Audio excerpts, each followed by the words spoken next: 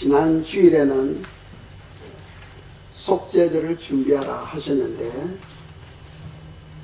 오늘은 초막제를 준비하라 라는 말씀으로 저희를 묵상하려고 합니다. 말씀을 준비하면서 제가 느낀 것이 무엇이냐면은 하나님은 사랑이시다. 하나님은 정말 사랑이시다. 우리 제 삶을 위해서 주님께서는 십자가를 통하여 피를 흘려주셨죠. 그래서 우리가 주님의 피공을 의지하여 죄를 고백하면 우리 모든 죄를 씻어주십니다. 그럼에도 불구하고 성도님들이 온전히 회개하지 아니하니까 주님께서는 대속죄일을 정해놓으시고 또 그날 금식하며 회개할 때 회개하지 못한 그 모든 죄를 깨끗이 씻어 주시기로 약속해 주신 거죠.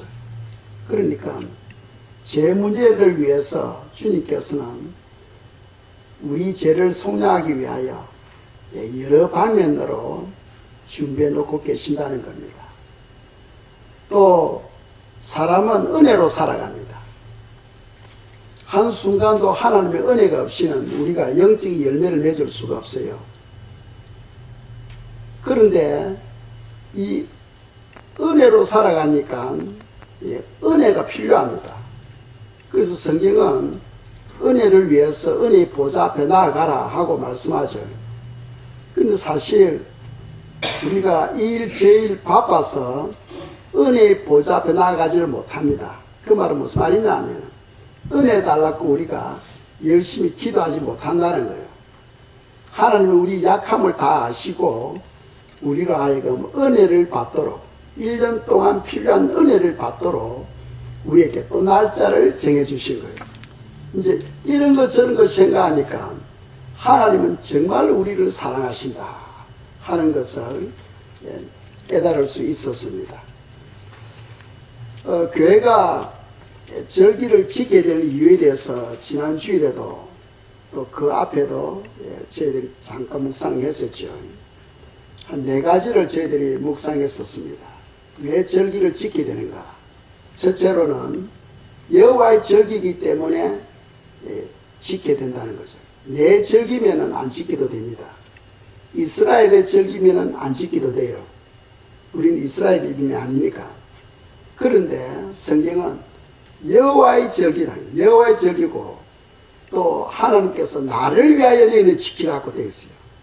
오죽하면은 하나님께서 나를 위해서라도 너희들이 지켜달라고 말씀하고 있습니다. 어디에 나오느냐? 레위기 23장 34절에 보세요. 나를 위해서 지키라고 말씀하고 있어요. 그러니까 절기는 우리가 반드시 지켜야 됩니다. 그것이 바로 하나님을 경외하는 거라는 거예요. 오죽하면 주님께서 이 초막절을 통하여 우리에게 엄청난 복을 주기를 원하는데 오늘 사람들이 별로 관심이 없다는 거죠. 왜? 율법이라는 핑계로 관심을 가지지 않는다는 겁니다. 그래서 우리가 절기를 지키는 이유는 첫째로 여호와의 절기이기 때문에 지켜야 되고 두 번째로는 주님의 오심을 준비할 수 있기 때문에 지켜야 됩니다. 성경 말씀하죠. 깨어있으라. 내가 도둑같이 온다. 도둑같이. 깨어있는 자에게는 도둑같이 임하지 아니한다 하고 되어 있어요.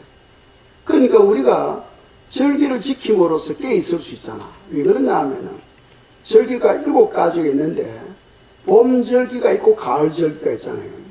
봄 절기 4가지는 주님의 초림을 예언하고 있어요. 그리고 그것은 이미 이루어졌습니다. 그런데 가을 절기 3가지는 주님의 재림을 예언하고 있어요. 아직 안 이루어졌습니다. 그런데 그 가을 절기를 우리가 지킴으로써 주님의 재림을 깨어서 준비할 수 있기 때문이죠. 예를 들어서 지난주 수요일이 대속죄절이었습니다. 그것을 아시는 분들은 금식하며 해결을 했을 거예요. 그렇다면 과거의 그 모든 죄를 주님께서 다 깨끗이 용서해 준다고 성경은 약속하고 있다는 거죠. 그런데 그 대속죄를 모르는 사람들은 지난주 수요일을 그냥 지나가 버렸을 거예요. 그러니까 우리 마음에는 지은 죄에 대해서 고백한 부분은 용서를 받았지만 아직도 내가 고백하지 못한 죄들이 있다는 거예요. 이제 그런 죄는 그대로 남아있는 거예요. 이제 그런 것이 내 신앙생활에 발목을 잡을 수 있다는 겁니다. 내 영적 성장을 방해할 수도 있다는 거죠. 그래서 하나님은 우리를 위해서 그런 날짜를 정해가지고 우리로 하여금 지킴으로써 엄청난 복을 받도록 하고 계신다는 겁니다. 그래서 절기를 통해서 우리가 주님의 오심을 준비할 수 있고, 세 번째로는 깨어서 회개할 수 있는 거죠. 깨어서 회개할 수 있다.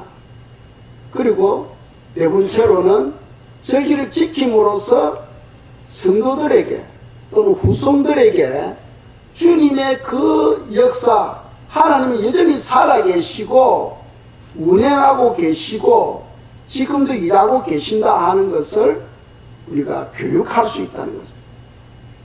교육할 수 있다. 만약 절기를 지키지 아니하면 초막절이 무엇인지 나팔절이 무엇인지 우리가 모르잖아요. 그런데 절기를 통해서 초막절이 바로 이런 것이구나 하는 것을 알고, 또 우리가 거기에 참여함으로써 몸소 우리가 체험을 할 수 있잖아. 신앙 체험을 통하여 우리가 더욱더 하나님과 친밀함을 가질 수 있다는 거죠. 그래서 지난주 우리가 네 가지를 묵상했는데 오늘 한 가지 더 묵상하고자 합니다. 왜 우리가 절기를 지키게 되는가? 그 다섯 번째 무엇이냐면은 우리 행복을 위해서요. 너희들이 행복하게 살기를 원하니 그렇다면 이것을 해라는 거예요. 너희가 진정으로 행복하기를 원하니 복받기를 원하니 그렇다면 이것을 지키라 하고, 오늘 저희들이 읽었던 말씀에서 신명기 10장 12절 13절에서 말씀하고 있다는 거예요.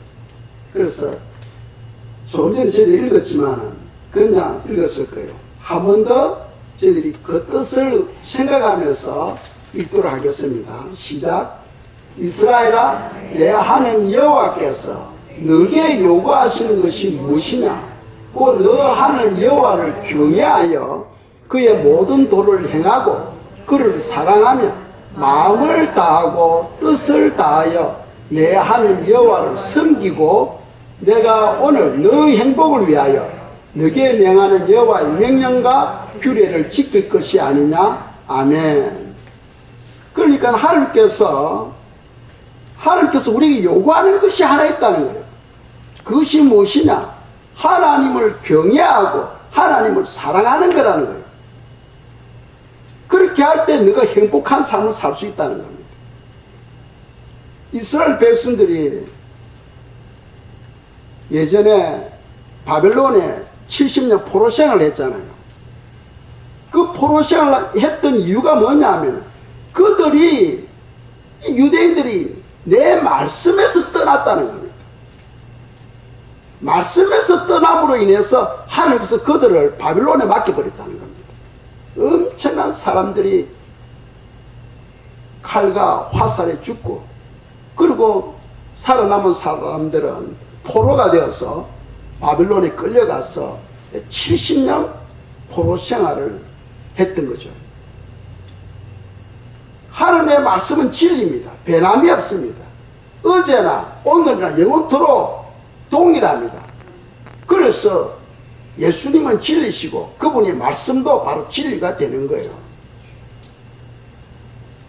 오늘 이 말씀에서 너가 진짜 행복하기를 원하니 그렇다면 나를 경외하라, 그리고 나를 사랑하라 하고 말씀하고 있다는 겁니다. 우리가 이걸 들으면 야 그거는 구약이고 뭐 율법이고 뭐 복잡하게 또 이야기를 하잖아요. 변명을 하잖아요. 그런데 제가 숱하게 이야기하는 것이 율법과 복음의 차이를 말씀하죠. 이 하나님의 말씀은 율법이면서도 하나님의 말씀이고 이 율법을 복음으로 바꿔야 된다 하는 것을 제가 여러 차례 말씀드렸습니다. 율법과 복음의 차이가 뭡니까? 율법은 내 의로 지키는 거예요. 내 열심으로 지키는 거예요. 내 노력으로 지키는 거예요. 그리고 거기에 대한 결과를 통해서 내가 영광을 받는 거예요. 거기에는 생명이 없고 거기에는 구원도 없는 겁니다. 그리고 예수님 당시에 율법사들에게 주님께서 하신 말씀이 뭡니까? 저들에게는 구원이 없다는 거예요. 왜 그러냐 하면 예수님을 안 믿어도 자기 노력으로 자기 열심으로 선하게 살아갈 수 있다고 생각하기 때문에 오늘날에도 많은 사람들이 예수님을 안 믿는 이유가 뭡니까? 자기 힘으로 자기 노력으로 나는 착하게 산다는 거예요. 나는 죄 안 짓고 착하게 살 수 있다는 겁니다. 그것이 바로 율법인 거예요. 그건 하나님이 없는 거죠. 그 결과에 대해서는 자기가 영광을 받는 거예요. 근데 복음은 그런 게 아니에요. 복음은 오직 하나님의 은혜로 나는 살아간다는 겁니다. 하나님께서 공급하시는 힘과 하나님이 공급하시는 능력과 하나님께서 공급하시는 사랑으로서 내가 살아간다는 거예요. 하나님의 도우심이 없이는 나는 아무것도 할 수 없다 하고 하나님을 의지하고 신뢰하는 것, 그것이 바로 복음이라는 거예요. 복음에는 하나님이 없으면 안 돼. 그 마음에는 반드시 하나님이 계셔야 돼. 하나님이 힘 주시고 하나님이 은혜 주시고 하나님이 지켜주시고 그러함으로써 내가 살아갈 수 있다 하고 믿는 사람이 바로 복음에 속한 사람이에요. 하나님 없이도 내 혼자 얼마든지 나는 죄 안 짓고 선하게 착하게 살아갈 수 있어 하는 사람은 바로 율법에 속한 사람이에요. 그런 사람들에게는 구원이 없다는 거예요. 그래서 이 율법을 복음으로 바꾸려면은 율법주의자들은 누구를 찾아야 됩니까? 자기를 내려놓고 하나님을 찾으면 되는 거예요. 이 땅에 많은 종교가 있지 않습니까? 그 종교들마다 다 한결같이 선을 가리켜요. 착하게 살도록 가르치고 있다는 거예요. 그렇지만 거기에는 구원이 없잖아. 왜? 예수님이 안 계시기 때문에. 우리는 복음을 믿는 성도들이 돼야 돼요. 복음을 믿는 성도들은 하나님이 내 의가 돼야 돼요. 하나님이 나의 능력이 돼야 되는 거예요. 그래서 전적으로 하나님을 의지해서 우리가 수고하고 애쓰고 맺어진 그 열매는 누가 받아야 되는 거예요? 하나님이 받으셔야 되는 거예요. 왜? 그분이 은혜를 주셨기 때문이죠. 내가 받는 것이 아니고 하나님이 그 영광을 받아야 된다는 거예요. 이 율법주의자들은 자기가 영광을 취해. 이 남들이 열심히 수고하고 그 결과에 대해서 남들이 인정 안 해주면 힘이 들어버려. 내가 이렇게 수고하고 했는데 남들이 나를 안 알아준다는 거예요. 그런 사람들은 율법으로 행했다는 거예요. 율법으로 행했다. 그 열매가 안 된다는 거예요. 복음으로 행한 사람은 남이 나를 알아주든 안 알아주든 하나님이 하셨던 거예요. 그러니까 그 모든 영광을 하나님께 올려드리는 거예요. 그런 사람들이 바로 복음주의자다 하는 것을 기억하시기 바랍니다. 사람들은요, 이 율법에 대해서 어떻게 생각하고 있냐면 율법 소리만 들어도 닭살이 돋아. 사람들이 생각하기로 율법은 나에게 마음에 짐을 주고 나를 구속하고 내 자유를 빼앗는다고 생각해. 그래서 율법 소리만 들으면 그냥 사람들이 싫어합니다. 정말 그럴까요? 성경은 그렇게 말씀 안 하고 있는데, 그러니까 많은 사람들이 신앙생활을 하면서도 잘못된 거짓된 지식이 들어와서 그 사람들의 영적 성장을 방해하고 있다는 거예요. 율법은요, 사람들이 생각하는 것처럼 마음에 짐을 주고 마음을 구속하고 우리 자유를 빼앗는 그런 것이 아니고, 율법은 우리에게 자유를 주고 우리에게 평안을 준다는 사실을 우리가 알아야 된다는 거예요. 그래서 사도 바울이 성경을 13권을 쓰셨잖아요. 로마서라든지 또는 갈라디아서, 아주 중요한 그런 복음에 관해서 기록하고 있죠. 그래서 많은 사람들은 로마서나 갈라디아서 성경을 읽고는 우리는 믿음으로 산다고 고백을 합니다. 맞아요. 믿음으로 살아요. 그런데 그 믿음이 무엇인가를 모르고 있다는 거예요. 그게 문제입니다. 우리가 믿음으로 다 살잖아. 예수 그리스도를 믿는 믿음으로 살아요. 그런데 그 믿음은 어디서 오는 겁니까? 믿음은 어디서 옵니까? 말씀에서 오잖아요. 로마서 10장 17절에 믿음은 들음에서 나며 들음은 그리스도의 말씀으로 말미암는다 하고 성경을 가르치고 있어요. 그러니까 믿음은 이 하나님의 말씀에서 오는 거예요. 이 말씀을 받고 이 말씀을 순종하는 것, 그것이 바로 믿음이라는 거예요. 말씀을 믿지 아니하는 영혼들은 나도 믿음이 있어 하고 이야기는 할 수 있지만 그건 믿음이 아니라는 거예요. 왜? 말씀이 없으니까. 그건 믿음이 아니고 그건 신념이에요. 신념. 불신자들이 나도 할 수 있다, 나는 할 수 있다 하는 그런 신념인 거예요. 그건 믿음이 아니에요. 믿음의 근거는 반드시 하나님의 말씀이 되어야 되는 거예요. 그렇다면은 우리가 복음에 관해서 더욱더 확실히 알아야 될 것은 로마서 3장 31절에서 사도 바울이 어떻게 말씀하고 있는가, 한번 보겠습니다. 읽겠습니다.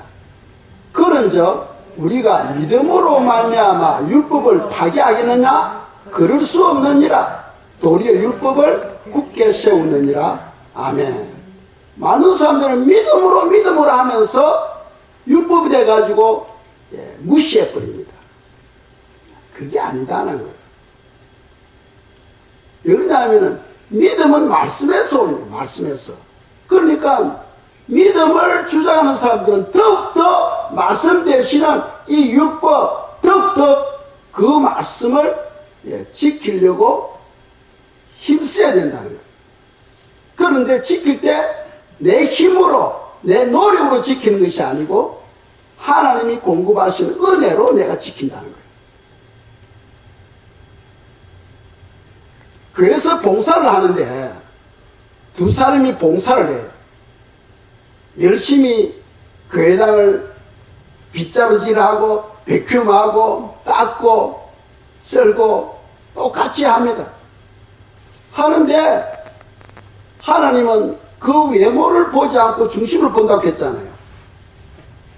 그 두 사람 열심히 일을 하지만은 그 마음의 중심은 다를 수 있다는 거예요. 한 사람은 내가 열심히 내가 이거 일을 해가지고 남들로부터 인정을 받으려고 하는 경우, 남들로부터 인정을 받으려고 열심히 남 보란 뜻이지만 열심히 수고하고 애써갑니다. 그게는 하나님이 없는 거예요. 그게 바로 율법이라는 거예요. 그러나 복음은 하나님이 주시는 은혜로 내가 깨끗이 청소해서 하나님께서 영광을 받으시고 또 하나님을 믿는 백성들이 이곳에서 마음껏 하나님을 찬양하며 예배를 드릴 수 있는 것에 대해서 감사함을 느끼는 그런 사람들은 바로 복음주의자라는 거예요. 그러니까 율법과 복음 그 차이는 율법에는 하나님이 없고 복음에는 하나님이 있다는 거예요. 똑같이 일을 하는데 그 마음은 다르다는 거예요. 똑같이 일을 하는데. 아시겠죠? 그래서 율법은 우리 마음을 구속하고 우리 자유를 빼앗고 우리 마음에 무거운 짐을 주고 그런 것이 아니고 율법은 우리에게 자유를 준다. 우리에게 평안을 준다 하는 겁니다. 한 번씩 이야기하잖아요. 기차가 레일이 있습니다. 레일 위로 달릴 때에 그게 안전하고 그게 평강이 있어요.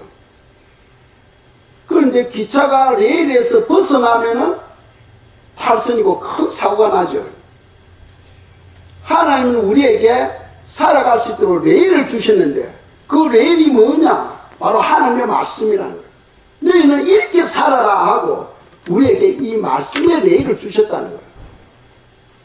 이 레일을 따라서 갈 때 거기는 평강이 있고 거기는 안전이 있는 거예요. 그럼 여기서 벗어나게 되면은 그거는 탈선이 사고입니다. 불행해지는 거예요. 그래서 사도 바울이요. 도리어 율법을 굳게 세운다. 굳게 세운다. 이제 굳게 세울 때 이 율법은 내 힘으로 하는 게 아니고 누구 힘으로? 하나님이 공급하신 은혜로 해야 된다는 겁니다. 또 야고보 선지자가 고백한 말씀을 보겠어요. 야고보서 1장 25절입니다. 읽겠습니다. 자유롭게 하는 온전한 율법을 들여다보고 있는 자는 듣고 잊어버리는 자가 아니요 실천하는 자니 이 사람은 그 행하는 일에 복을 받으리라. 아멘. 야고보가 누굽니까? 예수님의 동생이죠. 예수님은 성령에 의해서 잉태되었지만 야고보는 요셉과 마리아 사이에서 태어난 사람입니다. 그 야고보가 고백하기를 이 율법은 자유롭게 하는 온전한 율법하고 말씀하고 있어요. 이 율법은 우리에게 자유를 준다는 거예요. 우리에게 평안을 준다는 거예요. 그래서 율법을 보고 있는 자는 그냥 그것에서 끝나는 것이 아니고 그 말씀을 받고 자기 삶에 실천하는 거예요. 그래야 복이 된다는 거예요. 예를 들어서 사과나무가 있습니다. 사과나무 밑에 입을 빡 벌리고 누워 있으면은 사과가 저절로 입에 떨어집니까? 만약 입에 떨어지면 큰일 납니다. 왜? 이빨이 나가버려요. 그렇죠? 그 사과가 입에 떨어지면 큰일 납니다. 이빨이 다 나가버려요. 눈에 떨어지면 눈깔 사탕만큼 큰 문제가 생깁니다. 어떻게 됩니까? 따먹어야죠. 수고를 해야죠. 그래야 그 열매가 된다는 거예요. 믿음으로 가만히 있으면 열매를 맺지 못하잖아요. 그래서 구원과 영적 성장은 다르다고 말씀했죠. 구원은 예수님을 믿기만 믿으면 구원을 받지만 영적 성장은 자기 노력이 있어야 된다. 자기 훈련이 있어야 된다 하는 것을 말씀드렸습니다. 그래서 우리가 이 절기를 생각할 때 그건 율법이니까 우리하고 상관이 없다 하고 사람들이 생각하고 있고 오늘날 많은 사람들이 그것을 무시하고 있다는 거죠. 그 호세야 4장 6절 보겠습니다. 읽겠습니다. 내 백성이 지식이 없으므로 망하는도다. 너가 지식을 버렸으니 나도 너를 버려 내 제사장이 되지 못하게 할 것이요. 너가 너 하나님의 율법을 잊었으니 나도 너 자녀들을 잊어버리리라. 아멘. 호세야 4장 6절 말씀 무서운 말씀입니다. 무서운 말씀이에요. 사람들이 하나님의 말씀에 대한 지식을 버려버렸다는 거예요. 무슨 이유 때문에? 율법이라는 이름 때문에 사람들이 이 지식을 버려버렸다는 거예요. 지식을 버림으로써 하나님께서 뭐라고 말씀하고 있습니까? 나도 너 자녀들을 버려버리겠다. 지금 이거 누구에게 하는 말입니까? 그 중간에 보면은 나도 너를 버려 내 제사장이 되지 못하게 할 것이요 했잖아요. 이 제사장 직분은 오늘날 목회자들 하는 말이에요. 목회자들이 하나님의 지식을 올바르게 이해하지 못해가지고 많은 자기를 따르고 있는 성도들을 타락의 길로 인도하고 있다는 겁니다. 너가 내 지식을 버렸기 때문에 나도 너 자녀들을 버려버리겠다. 그러니까 이 마지막 때 교회 선택이 엄청나게 중요해요. 교회가 크다, 뭐 설교 잘한다고 되는 게 아니에요. 예를 들어서 대속죄절날 속죄에 관해서 우리가 회개하고 하나님의 뜻을 받들도록 해야 되는데, 뭐 성경에 대해서 이야기하고 하나님은 사랑에 대해서 이야기하고 믿음에 대해서 이야기하고, 그게 무슨 의미가 있어요? 그래서 주님이 뭐라고 말씀합니까? 때에 맞는 말을 하는 자가 복이 있다 하고 말씀하고 있어요. 그 때에 맞는 말을 하는 자가 복이 있다. 그런데 오늘 저녁부터 이제 초막절이 한 주간 시작되어집니다. 이 초막절에 대한 가장 중요한 핵심을 이야기하지 않고, 뭐 다른 이야기, 사랑 이야기, 뭐 믿음 이야기, 성교 이야기 100번 해보는데 그게 무슨 의미가 있어요? 하나님의 뜻은 그게 아닌데. 그래서 많은 목회자들이 지식을 버렸다는 거예요. 그래서 우리가 호세아 4장 6절을 읽으면 마음이 떨려야 됩니다. 이사야 66장 2절에 보면 내 말을 받고 내 말을 듣고 뜨는 자가 내가 근거해 주겠다 하고 되어 있어요. 오늘 날 말씀 앞에 뜨는 자가 없어요. 하나님의 말씀을 너무나 가볍게 여기고 있다는 거예요. 가볍게 여기고 있다. 그래서 어떤 사람들은 호세아 이거는 뭐 구약이니까 뭐 안 지켜도 된다, 또 이렇게 말하는 사람도 있더라고. 그렇다면은 구약에는 지키고 신약에는 안 지키면은 그거는 진리가 아니죠. 진리라는 것은 영원 불변입니다. 천지는 없어질지언정 내 말은 없어지지 아니하리라. 진리는 영원 불변입니다. 절대로 변화되지 않습니다. 진리예요, 진리. 뭐 구약에서는 이랬는데 신약에서 그걸 바꿔 안 지켜도 된다 이렇게 한다면 그건 진리가 아니겠죠. 내일이 초막절입니다. 초막절이고 한 주간 이제 시작되어집니다. 초막절은 일주일 내내 지키는 거죠. 그래서 오늘 저녁에 초막절 예배가 있습니다. 아까도 말씀드렸지만 레위기 23장 34절에 보시면 나를 위하여 지키라고 되어 있어요. 나를 위하여. 오직 하면 하나님께서 나를 위하여 지키라 했겠어요. 너희를 위해서 지키라가 아니고 나를 위해서 지키라. 여호와를 위하여 이래 동안 지킬지니 하고 성경 말씀하고 있어요. 그러니까 하나님께서 오죽하면 이 초막절 속에 감추어진 이 복이 얼마나 크면은 하나님께서 자기 자신을 삽입해서 나를 위해서 너희들이 지키라 했겠어요. 그래서 이 초막절이 뭐냐 하면은 초막절은 복을 받는 절기입니다. 우리가 복을 받아야 되잖아요.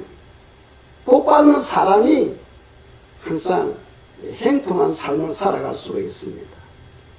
절기가 쭉 있는데 봄절기는 주님의 초림을 예언하고 있고, 가을절기, 나팔절, 속죄절, 초막절은 주님의 재림을 예언하고 있는데, 특별히 맨 마지막 초막절은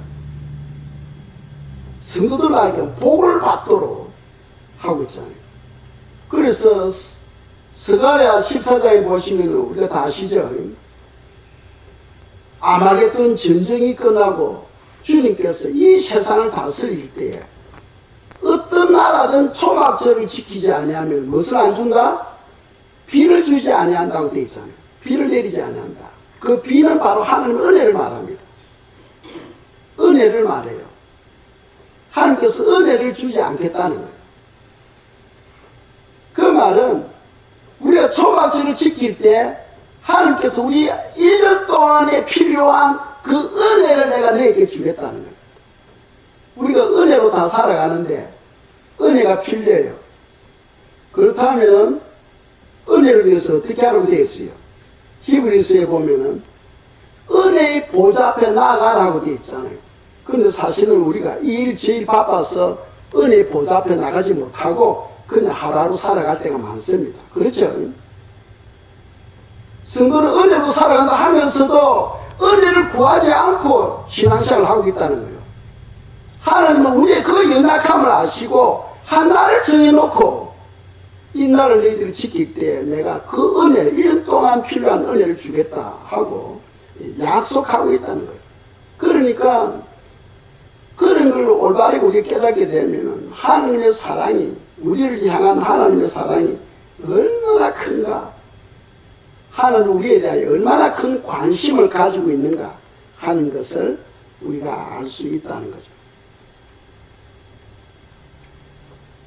그래서 첫날과 마지막 날은 예배를 드리되 그 중간에 있는 날은 모여서 하나님께서 우리에게 말씀하죠. 4가지 식물이 있습니다.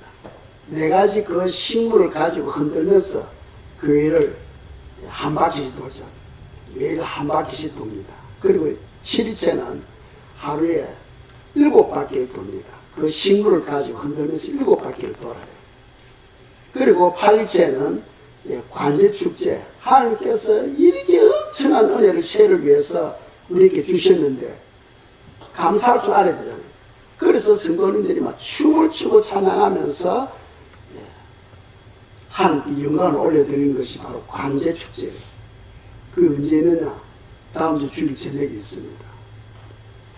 다음 주 주일 저녁에 오셔서 마음껏 춤추시고 하나님께 찬양을 올리시기를 축복합니다. 자, 레위기 23장 37절 38절 두 구절인데 읽겠습니다. 이것들은 여호와의 절기라. 너희는 공포하여 성회를 열고 여호와께 화제를 드릴지니 번제와 소제와 희생제물과 전제를 각각 그날에 드릴지니 이는 여호와의 안식일 외에 너희 허물 외에 너희 모든 서원제물 외에 또 너희의 모든 자원제물 외에 너희가 여호와께 드리는 것이니라. 아멘. 이 말은 무슨 말이냐 하면은 오늘 저녁에 속죄절 예배가 있습니다. 그 오늘이 우리가 주일 안식이죠. 주일 안식일입니다. 그래서 우리가 나올 때 어떤 사람은 11조를 준비했고 감사헌금을 준비했고 또 건축연금 또 성교헌금 뭐 각가지 허물을 이미 올려드렸습니다. 그런데 그거하고 초막절 예배 때 올려드린 예물은 구별해라. 같이 싸잡아서 함께 올리지 말고 초막절 예배 때 예물은 따로 구별해서 올리라 하고 성경 말씀하고 있어요. 그래서 믿음이 없으면은 하나님은 돈을 상당히 많이 받히구나 생각할 수 있는데 그런 게 아니고 하나님께서 굳이 성경에 따로 구별해서 허물을 준비하도록 할 때는 거기는 엄청난 이유가 있다는 거예요. 엄청난 이유가 있다. 하나님께서 이 초막절에 1년 동안에 이루어질 그 축복을 내가 너희들에게 부어주는데 그 감사를 하나님께서 받으시고 그대로 시행하겠다는 거예요. 그대로 시행하겠다. 만약 하나님께서 그대로 시행한다면 우리가 들어지는 이 허물은 아무것도 아니죠. 거기에 비교한다면.